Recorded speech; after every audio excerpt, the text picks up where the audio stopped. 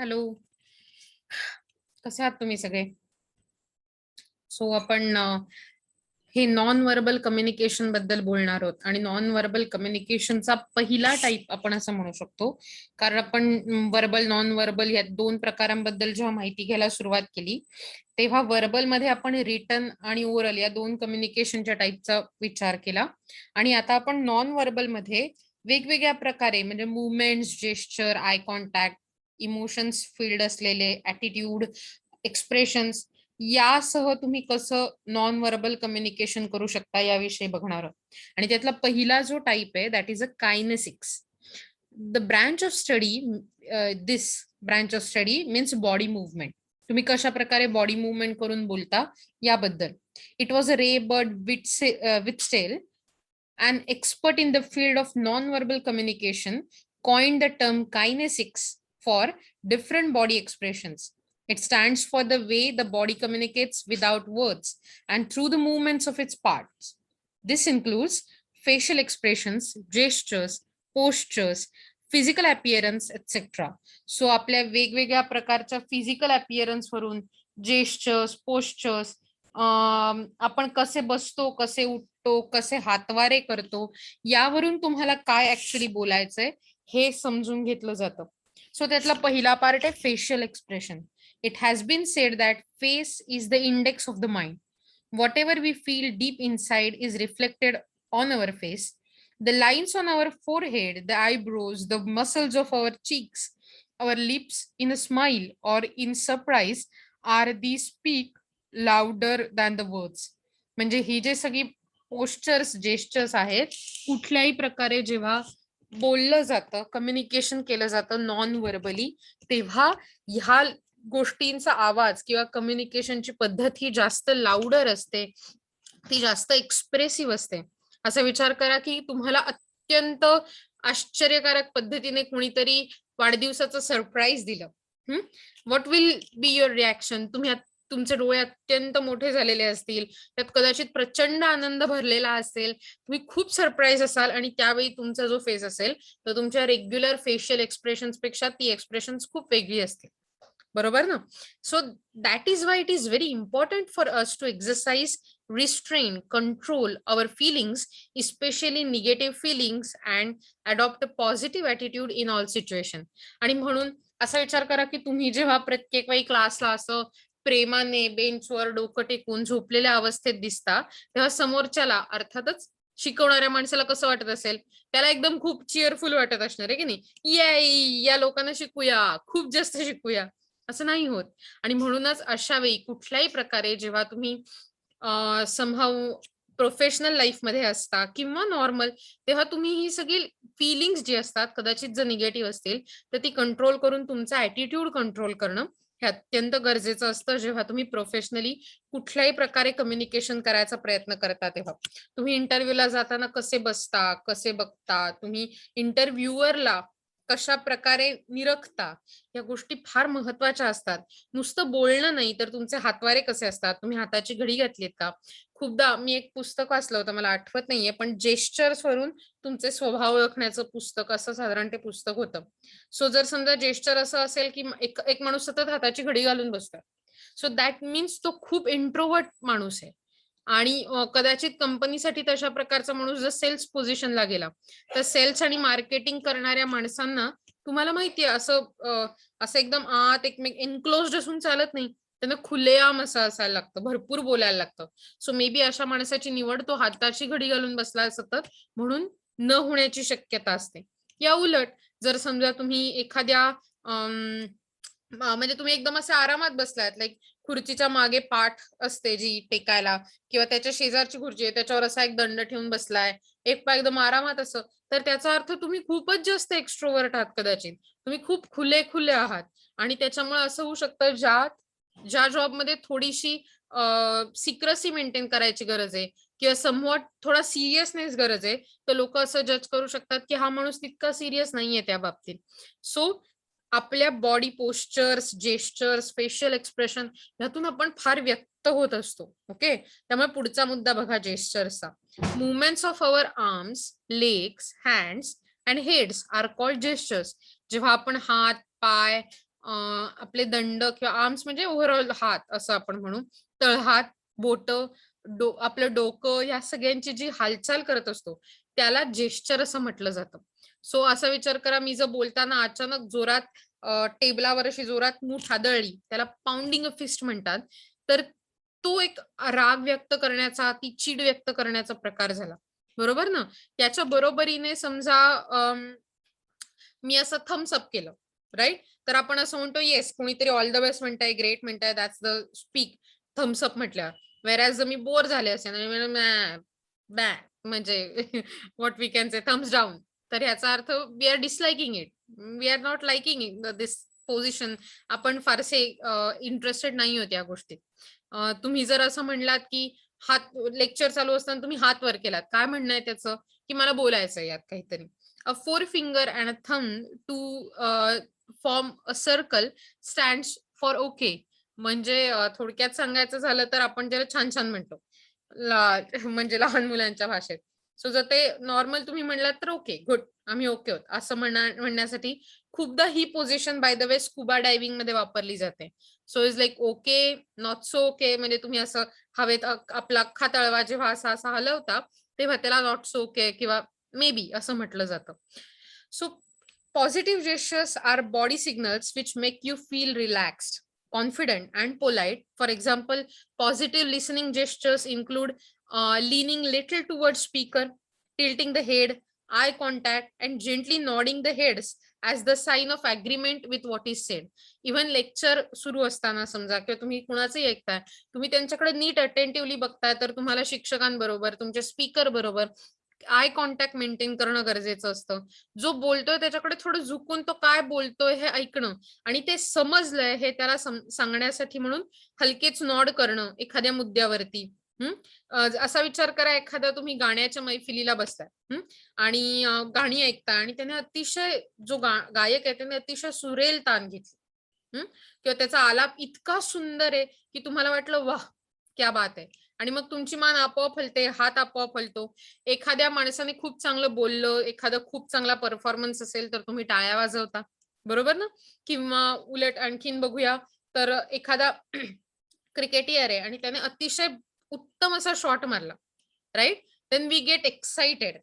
So ह्या सगळ्या गोष्टी आपल्या पॉझिटिव्ह जेस्चर्सचा पार्ट असतात. व्हेअर जर तुम्ही विचार कराल, की निगेटिव्ह जेस्चर्स, तर त्यात एक्झाम्पलमध्ये काय असतात, की तुम्ही खिशात हात घातलात, hands in a pocket indicate nervousness. किंवा उलटही हँड्स इन अ पॉकेट आणि की तुम्हाला त्याची काही फिकीरच नाहीये एखाद्या गोष्टीशी.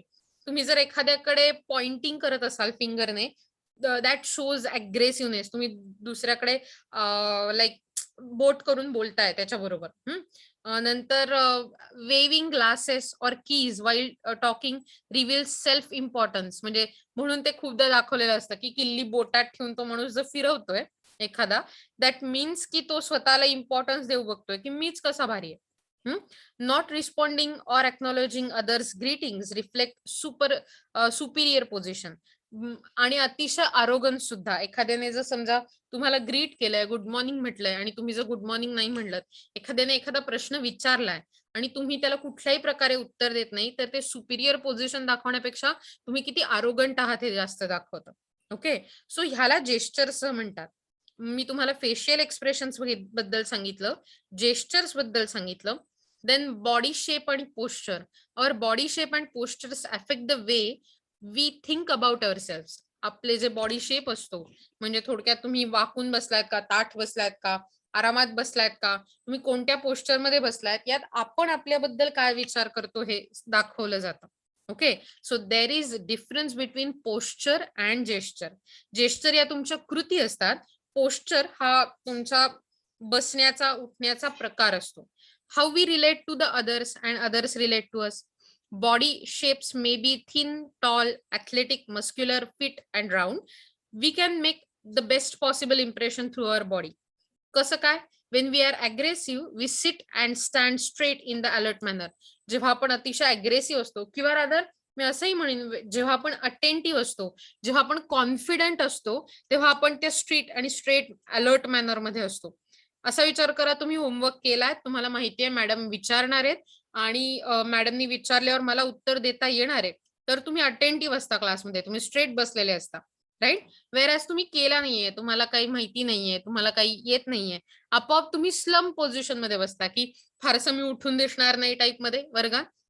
when we are defensive, we usually have shoulders hanging. जे मी म्हटलं स्लंप मॅनर, आपण डिफेन्सिव्ह असतो. म्हणजे मॅडमनी समजा सांगितलं की तुझं होमवर्क झालाय का? मॅडम माझी वही पाण्यात बुडाली, मॅडम माझा अर्धा होमवर्क झालाय, मॅडम तुमचा ऑनलाईन आवाज येत नव्हता.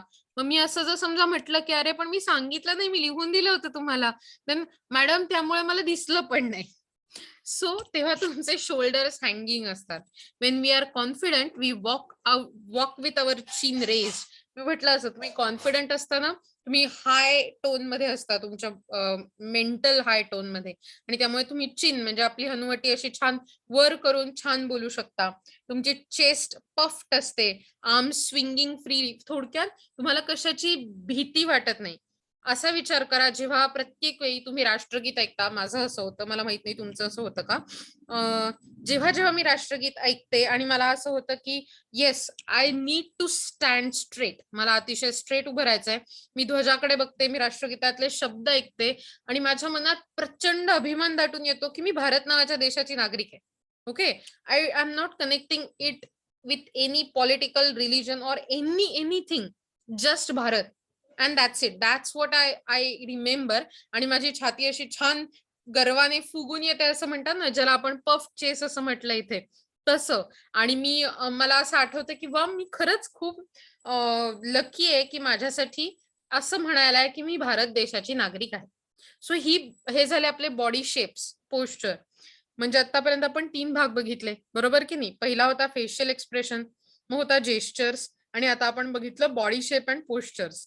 पुढचा पार्ट आहे फिजिकल अपिअरन्स.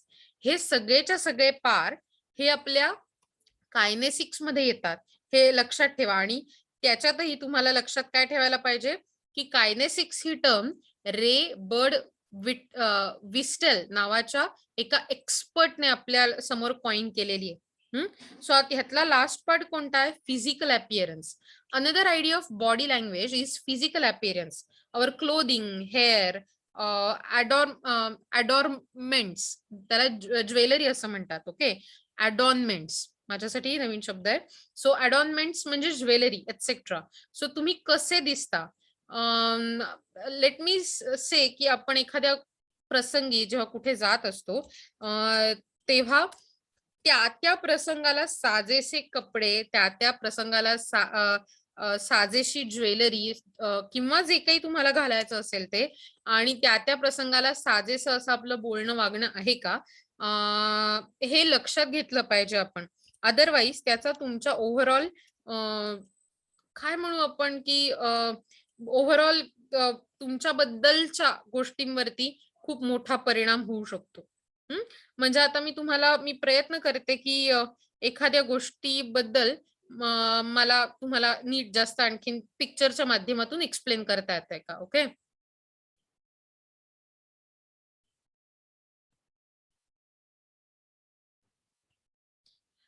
सो तुमच्या समोर ही काही चित्र आहेत आणि मला वाटतं की ही खूप बेसिक चित्र आहेत. लेट्स लेट्स ट्राय की मला त्याचं पूर्ण आर्टिकल मिळतं का? Will try. आपल्याला मिळतंय का? Okay. So what not to wear at interview, अशा प्रकारची गोष्ट आहे. सो त्यात त्यांनी पहिली इमेज कशी दाखवली बघा, की काय नाही वेअर केलं पाहिजे, काय नाही घातलं पाहिजे. तर एक सेकंड. या. सो तुम्ही जर हे पिक्चर बघत असाल तर तुम्हाला दिसेल की त्या माणसाने चांगला सूट घातलाय, टाय घातलाय, फॉर्मल कपडे आहेत. आणि इकडे त्याने अतिशय इनफॉर्मल कपडे घातलेत, हुडी घातलीये, केस असे छान मोकळे सोडलेत. Maybe that's not a work appropriate behaviour. Okay. मुलींच्या बाबतीत तसं सांगितलं जातं की तुम्ही चांगल्या प्रकारे, चांगल्या पोझिशन मध्ये चांगले फॉर्मल कपडे घालून जा. कुठल्याही प्रकारचे फॉर्मल कपडे. अगेन आय एम सर्चिंग की मला तुम्हाला खूप चांगल्या प्रकारे दाखवता येतंय का हे. या मे बी लाईक दिस मुलींसाठी, की तुम्ही काय घातलं पाहिजे आणि काय नाही घातलं पाहिजे. सो कॅज्युअल अटायर मध्ये जाऊ नका. पहिली गोष्ट स्लीपर घालू नका, किंवा चांगलं जे दिसेल तुम्हाला असं घाला. सो पहिली गोष्ट प्लंजिंग नेकलाइन्स. म्हणजे कुठल्याही प्रकारे ओघळणारे टी शर्ट, ओघळणारे शर्ट असं काही घालू नका. हेडफोन्स घालून बसू नका तिथे. कारण खूपदा असं होतं हेडफोन्स घालणं हे बेफिकिरीचं लक्षण मानलं जातं जर तुम्ही इंटरव्ह्यू सारख्या महत्त्वाच्या कामाला गेलाय. दुसरी गोष्ट अतिशय डार्क परफ्यूम्स मारू नका, की ज्याने लोकांचं डोकं उठेल. बिलकुल नाही. कॅज्युअल अटायर म्हणजे तुम्ही गॉगलच घातलाय, हुडीज घातलीये असं करू नका. नंतर आउटडेटेड स्टाईलचं काहीही घालू नका किंवा ओल्डर स्टाईल. मला वाटतं हे ज्याच्या त्याच्या फॅशन स्टेटमेंटचा भाग आहे. पण तसं शक्यतोवर जे ऑड वाटेल असं नको. नंतर एक्सेसिव्ह ॲक्सेसरीज म्हणजे प्रचंड दागिनेच घातलेत भरपूर, ब्रेसलेटच्या ब्रेसलेट, सोन्याच्या चेनच्या चेन, ज्याला आपण मराठी भाषेत चैनीच्या चैनी घातल्यात, असं वगैरे म्हणतो. So don't do that. म्हणजे अशा प्रकारे थोडक्यात जाऊ नका, की लोकांना तुम्ही ऑड वाटा. That's what I wanted to say, की जेव्हा आपण फिजिकल अपीअरन्स बद्दल बोलतो, त्या गोष्टी कशा असल्या पाहिजेत. Okay. So the appearance of our body indicates how our body movements are seen. In fact, the speaker's gesture, facial expression, posture, and such would be perceived in relation to attire. Research on color psychology has demonstrated that different colors can evoke different moods. म्हणजे वेगवेगळ्या प्रकारचे different colours जे असतात त्यातून समोरच्या माणसाचा आणि ज्याने घातले त्याचाही मूड वेगळा होऊ शकतो. सो सतत डार्क ग्रे घालणारी लोक मे बी असं आपण म्हणू शकतो. आय एम नॉट पॉइंटिंग की तसंच असतं, पण खूपदा त्यांचा मूड डार्क असतो, कुठेतरी ग्रेइश साईडचा असतो, कुठेतरी ते सतत कुठल्या तरी निगेटिव्ह थॉट खाली असतात का असं लोकांना वाटू शकतं. ओके. वेरॅज तुम्ही पेस्टल कलर्स जास्त घातलेत की ते फ्रेश दिसतात, लोकांनाही चांगलं वाटतं. ही लोकांची कलर सायकोलॉजी आहे. Okay. Research on color psychology has demonstrated that different colors can evoke different moods. We even tend to make subtle judgments about someone based on his or her appearance. So these first impressions are very important, which is why experts suggest that job seekers dress appropriately for interviews. So अतिशय योग्य प्रकारे तुम्ही इंटरव्ह्यूला गेलं पाहिजे. So हे होतं kinesics बद्दल. आता आपण बघतोय प्रॉक्झेमिक्स बद्दल. प्रॉक्झेमिक्स refers to the study of how we communicate with space around us. आपण आपल्या आसपासच्या स्पेसमध्ये कसं कम्युनिकेट करतो त्या गोष्टीला प्रॉक्झेमिक्स असं म्हटलं जातं. We call it space languages or language. This amount of distance we need and the amount of space we perceive as belonging to us is influenced by the number of factors, including social norms, situational factors, personality characteristics, and level of familiarity. So example काय आहेत त्याची? The amount of personal space needed when having a casual conversation with another person usually varies between 18 inches to 4 feet. तुम्ही कधी विचार केलाय की लिफ्टमध्ये आपण सगळेजण ऑकवर्ड का असतो? इट्स बिकॉज आपण जर माहितीचे लोक असतील तुम्ही नॉर्मल तुम्हाला काही वाटत नाही, पण लिफ्टमध्ये शिरताना 4 अनोळखी लोक असतील तर त्या लोकांमध्ये जितकी स्पेस असणं गरजेचं असतं ते 18 इंचापासून 4 फुटापर्यंत असं म्हटलंय त्यांनी, आणि तेवढी आपण मेंटेन करू शकत नाही अनोळखी माणसापासून, आणि म्हणून आपण खूप वेळा ऑकवर्ड असतो. कधीतरी हे म्हणजे अनुभवून बघा तुम्ही बरं का. The personal distance needed when speaking to a crowd of a people is 10 to 12 feet. म्हणजे थोडक्यात क्राऊड ज्याला गर्दी असं आपण म्हणतो त्यांच्या बरोबर बोलताना पर्सनल डिस्टन्स 10 ते 12 फुटांचं लागतं जर ते प्रभावशाली व्हायला हवं असेल तर. आणि म्हणून बघा व्यासपीठ आणि श्रोते म्हणजे पोडियम ज्याला म्हणतो ते, आणि जे तिथे बसलेले लोक जे रिसिव्हर्स असतात किंवा ज्याला आपण प्रेक्षक असं म्हणतो सिम्पली सॉरी लिसनर्स, ते जे असतात ते लांब असतात एकमेकांपासून. प्रॉक्झिमीज also involves seating arrangements and territoriality.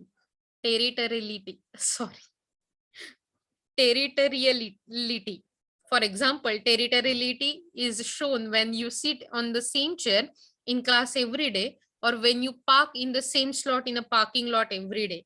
How you sit in a park or or a meeting or at dinner are matters of personal space. So ज्यांनी कोणी बिग बँग थिअरी नावाचा तो सिरीज बघितली त्यातलं ते जे कॅरेक्टर आहे शेल्डन नावाचं त्याचे स्पॉट आहेत त्याच्या घरात त्याचा स्पॉट जिथे इतर कुणीही बसू शकत नाही, तोच तिथे बसतो. तुम्ही सुद्धा कितीदा तरी अनुभवलं असेल की तुमचा चहाचा कप, तुमची डिश, कदाचित तुमचे कपडे जे तुम्हाला इतर कोणी वापरून चालत नाही डेफिनेटली, किंवा तुमचे हेडफोन, तुमचा phone for that matter. So या सगळ्या गोष्टी पर्सनल स्पेस मध्ये येतात आणि त्यांच्याशी आपण कसं कम्युनिकेट करतो या सगळ्याला प्रॉक्झेमिक्स असं म्हटलं जातं. Okay, next one is chronemics. It is a study of use of time in non verbal communication. So non verbal communication मध्ये आपण वेळेचा कसा वापर करतो याला क्रॉनेमिक्स असं म्हटलं जातं. in this non-verbal aspect, we send out messages to others by showing them what time means to us. We send out signals regarding the importance of time, a particular point of time, and so on. Time management is now one of the most important part of overall management. So असा विचार करा, साधी गोष्ट आहे. तुम्ही एखाद्याला सांगितलं आपण 6:30ला भेटूया, आणि तो माणूस 7 वाजता आलाय, जो कोणी असेल ते. सो आपण काय म्हणतो, अरे वा 6:30 वाजले वाटतं. काय अर्थ असतो हे करण्याचा? म्हणजे तुम्ही त्याला दाखवून देत असता की तुम्ही उशिरा आलाय. येतंय लक्षात तुमच्या या बाबतीत? याच्या पुढे जाऊन जर बघितलं तर समजा एखादं लेक्चर प्रचंड ड्रॅग होतंय, खूप बोर होतंय असं असेल, तर आपण हळूहळू असं डोक्याला हात लावून खाली डेस्कवर घसरत जातो, बरोबर ना? किंवा सतत घड्याळाकडे बघतो, कधी संपणार, कधी कधी पेनाची टक टक टक टक टक असं सुरू होतं. So these are the way chronemics looks. For example, an employee will not worry about running a few minutes late to meet a colleague. Late arrival will be considered as a non-verbal cue that he or she does not give adequate respect to his superior. म्हणजे एखाद्या employee जर उशिरा पोहोचत असेल त्याच्या सुपिरियरला भेटायला, तर तो त्याला तितका मान देत नाहीये किंवा तो त्याला तितके इम्पॉर्टंट समजत नाहीये, हे त्यातून दिसून येतं. Time orientations are not always the same, especially in the cross-cultural arena. For example, Americans, Canadians, English-speaking countries expect events to happen at scheduled time, whereas Asians, Arabic, and Spanish-speaking countries have an indefinite view of time. आणि हे खूपदा म्हणून आपल्याला चिडवलं जातं की भारतीय लोक म्हणून इंडियन स्टँडर्ड टाइम का, कारण आपण 6चा कार्यक्रम 8लाही सुरू करू शकतो, राईट? इव्हन लग्नाचे मुहूर्त सुद्धा 4-4 तास पुढे गेल्याची उदाहरणं आपल्यासाठी नवीन नाही. अर्थात ते चुकीचं आहे, या बाबतीत काही दुसरा लग्नाच्या मुहूर्तांबद्दल नाही म्हणते मी म्हणते चुकीच्या वेळी एखाद्या ठिकाणी पोहोचणं याबद्दल काय म्हणू, याबद्दल असं दुसरं मत असूच शकत नाही की आपण वेळ पाळलीच पाहिजे, कारण आपण समोरच्या माणसाचा रिस्पेक्ट करतो, हे आपण वेळ पाळतो यातून दिसून येतं. कारण समोरच्या माणसाचा टाइम हा सुद्धा तितकाच इम्पॉर्टंट असतो जितका आपला टाइम. ओके, सो हे झालं क्रॉनेमिक्स बद्दल. आता आपल्या समोर आहे paralinguistics. It is a study of variations in pitch, speed, volume and pauses to convey meanings. म्हणजे वेगवेगळ्या प्रकारे अर्थ सांगण्यासाठी. असा विचार करा की तुम्ही कुठल्या स्पीड मध्ये काय बोलताय ह्याच्यावरूनही ठरतं की तुम्हाला, आता जर समजा आपल्याला 40 मिनिटाचा अवधी आहे आणि मी शेवटच्या मिनिटात बोलत असेल, माझा स्पीड फास्ट होतो, असे मुलांना एका तुम्हाला अटेंडन्स लावायचे, या लेक्चरला सबस्क्राईब करायचंय, माझ्या व्हिडिओला, चॅनलला, आणि सो इट इज स्पीड. तुम्हाला कळतं की माझ्याकडे वेळ कमी आहे या क्षणी. ओके, पीच, आता मी तुमच्याशी बोलतेय नॉर्मल पीच आहे. मला जर एखाद्या माणसाला अतिशय गोड बोलून सांगायचं असेल की त्यांनी खूप चांगलं काम केलंय, आय वुड से किती मस्त काम केलंयस तू, मला खूप अभिमान आहे तुझा. ओके, ह्याच्या पुढे जाऊन मला कुणाला तरी ओरडायचंय, मला कुणाला तरी रागवायचंय किंवा मला दाखवायचंय की त्याने चूक केलीये, तर माझा स्पीड, टोन, व्हॉल्यूम वेगळा लागेल. एखादी गोष्ट कठीण आहे तुम्हाला समजायला असं जर मला वाटत असेल, आय विल से तुमच्या हे लक्षात येतंय का, आपण या गोष्टीचा विचार करत, म्हणजे पॉज येतील त्या बोलण्यात कदाचित. साधं एकेका शब्दावर आपण किती मोठा पॉज देतो किंवा किती मोठा म्हणजे त्याला किती इन्फ्लुएन्स करतो तो शब्द, यावरूनही मिनिंग बदलतं. ओके, समजा असं म्हणायचं असेल की मला आंबा आवडतो, 3 अक्षरी आहे. सो मी म्हटलं मला आंबा आवडतो. सो इट इज लाईक मी त्यातला मला याला अधोरेखित करते, अंडरलाईन करते, म्हणजे मला. सो इम्पॉर्टन्स काय की आंबा आवडतो ठीक आहे, पण मला आवडतो हे महत्वाचं आहे. समजा मी आंबाला अधोरेखित केलं तर मला आंबा आवडतो, म्हणजे मी सांगते की मला आंबा काय आवडतं, आंब्याला अधोरेखित आहे. सो बदलतं. आणि मला आंबा आवडतो म्हणजे आता मी आवडतो या गोष्टीवरती जर हे करत असेल तर किंवा हा क्वेश्चन, हा टोन झाला चेंज झालेला, म्हणजे खरंच मला आंबा आवडतो किंवा त्याला आंबा आवडतो. ते तुमच्या लक्षात मी काय म्हणते ते. याच्या थोडंसं पुढे जाऊ. आवडतो वर जर समजा मला अंडरलाईन करायचं असेल तर मला आंबा आवडतो. That's it. फायनल. याच्या पलीकडे तुम्ही काही बोलू नाही शकत. सो ह्या प्रकारे आपण वेगवेगळ्या प्रकारे आपले मेसेज सटली लोकांपर्यंत पोहोचवायचा प्रयत्न करत असतो. But it is close to verbal communication because it shows how words are spoken or utterances made. So थोडक्यात कशा प्रकारे बोललं जातं हे कळल्यामुळे आपण थोडंसं व्हर्बल कम्युनिकेशनच्या जवळ जातो पॅरालिंग्विस्टिकच्या मदतीने. In this way, we can say while verbal communication consists of a what or the content of the words, paralanguage involves how a speaker's voice or the way in which he speaks. मला वाटतं last session मध्ये आपण एक video बघितली होती, त्यात त्या लेले madam इतक्या गोड, इतक्या सुमधूर बोलत होत्या की आपल्याला खूप वेगळ्या पद्धतीने लक्षात येत आहे, बरोबर ना.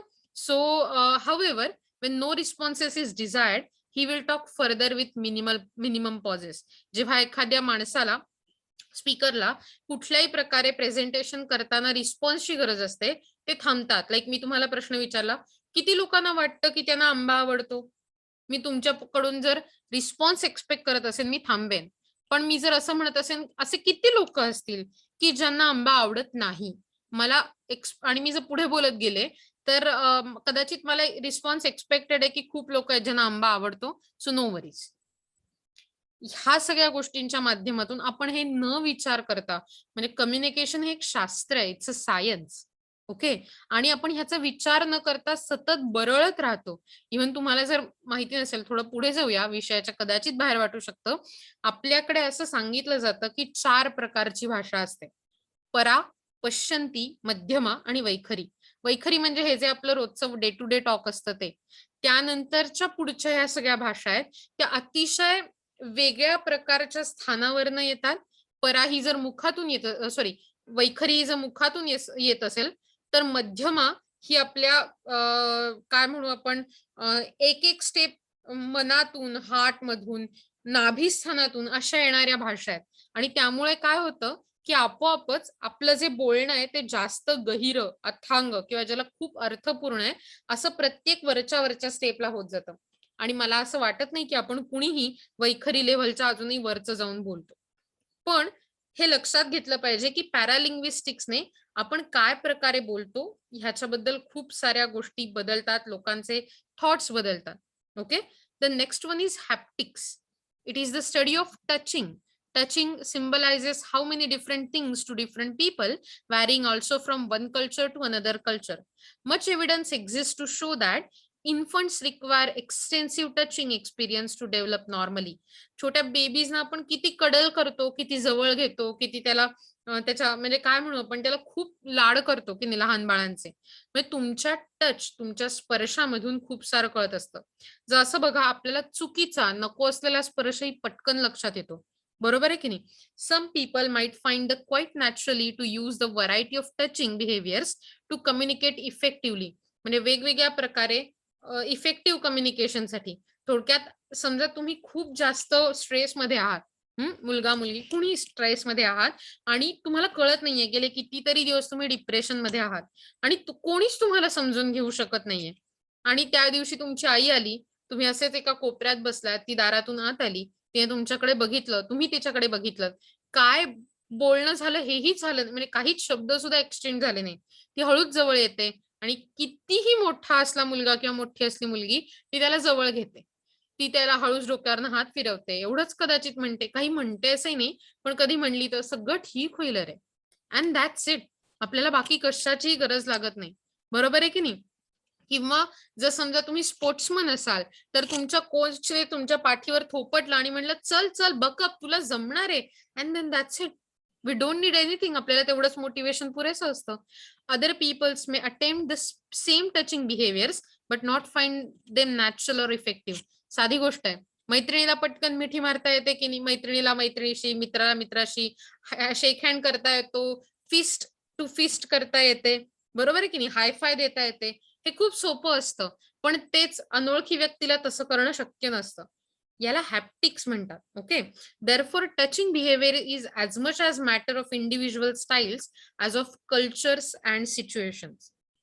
याच्या नंतरचा जो शेवटचा पार्ट आहे आणि आजच्या लेक्चरचाही शेवटचा पार्ट, तो आहे ऑक्युलेसिक्स. ऑक्युलेसिक्स म्हणजे काय? It is a study of role of eye contact in non verbal communication. दृष्टी, नजर अतिशय महत्वाची असलेली गोष्ट. वेगवेगळ्या प्रकारचे स्टडी, रिसर्च यांनी रिव्हील केलंय की 50% of first impression comes from non verbal communication, which includes oculesics. 50% impression जे माणसावर पडत असतं समोरच्या, ते नॉन व्हर्बल कम्युनिकेशन मधून पडत असतं आणि त्यातही दृष्टी या गोष्टीचा प्रचंड, आय कॉन्टॅक्ट ह्याचा खूप महत्वाचा भाग आहे, ज्याला नजरा नजर असं म्हटलं जातं. Only 7% comes from the words that we actually say. The eyes along with the eyebrows, eyelids and size of pupil communicate our deepest feeling. For example, eyelids raised and combined with the dilated pupils shows that the person is surprised or frightened. बघा, भीती, surprise, मोठे डोळे करणं. मगाशीच मी तुम्हाला याचं example दिलं होतं. Eyebrows with upper and lower eyelids closed and combined with the constricted pupils shows anger or pain. असे डोळे बारीक झाले आणि असं वाटतं की या माणसाबद्दल काय करू, आपल्या भुवया पण अशा आक्रसल्या जातात, बरोबर ना. तुमचं खूप राग किंवा प्रचंड होणारं दुखणं त्यातून दिसतं. Okay. A long fixed gauge shows our interest in something. तुम्ही एका ठिकाणी कंटिन्युअस नजर लावून बसलाय, किंवा अतिशय बोरिंग गेज, तुम्हाला दिसतं की अरे हा माणूस बोर झालाय. If the eye contact is brief or we can take off our eyes of a person very soon indicates nervousness or embarrassment. कुठल्याही प्रकारे आपल्याला एखादा विषय टाळायचा असेल, आपल्याला थोडीशी लाज वाटत असेल, आपल्याला नर्वसनेस वाटत असेल, आपण केलेल्या कृत्याचा पश्चाताप होत असेल, तर आपण एखाद्या माणसाशी आय कॉन्टॅक्ट टाळतो, बरोबर. सो ह्या सगळ्या गोष्टी नॉन व्हर्बल कम्युनिकेशन मध्ये येतात. बघा, प्रॉक्झेमिक्स, क्रॉनेमिक्स, पॅरालिंग्विस्टिक्स, हॅप्टिक्स आणि ऑक्युलिसिक्स या सगळ्या नॉन व्हर्बल कम्युनिकेशनच्या वेगवेगळे गोष्टी, आणि कायनेसिक्स पण, जे आपण आतापर्यंत बघितले, बरोबर, आणि ते मी तुम्हाला समजावून सांगितले. सो इथे आपण आपल्या नॉन व्हर्बल कम्युनिकेशनचा पार्ट पूर्ण करतोय आणि पब्लिक स्पीकिंग आणि प्रेझेंटेशन स्किल्सचा पुढच्या लेक्चर पासून सुरू करणार आहोत. ओके. सो प्लीज तुम्हाला हे जर पटत असेल, मी जे सांगितलंय ते कुठेतरी वाटत असेल की याचा हेल्प होऊ शकते, तुम्हाला याचा उपयोग होऊ शकतो, प्लीज स्टे ट्यून्ड आणि सबस्क्राईब करायला विसरू नका. Okay. Bye bye. Have a very nice day ahead.